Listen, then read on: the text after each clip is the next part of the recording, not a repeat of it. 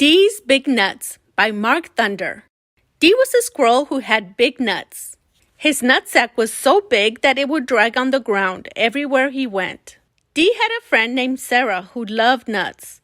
Sarah would always go around town trying to put everyone's nuts in her mouth. Sarah loved how big Dee's nuts were. His nuts were her favorite. They were the biggest she'd ever seen. She would play with his nuts all day and sometimes even at night. Sometimes her mom would join. They would take turns holding Dee's nuts at night.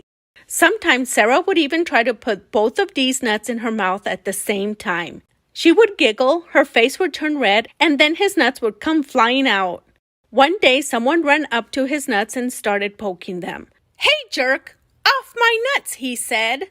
Although Sarah loved Dee's nuts, she would sometimes kick them. She once kicked them so hard she busted a nut. Dee was very sad that Sarah busted his nut. He just wanted Sarah to play nice with his nuts. One day when his nuts were feeling better, she took them to lunch, where she got peanut butter all over them. His nuts were so sticky. After that day, she knew she would need to play nice, because all good squirrels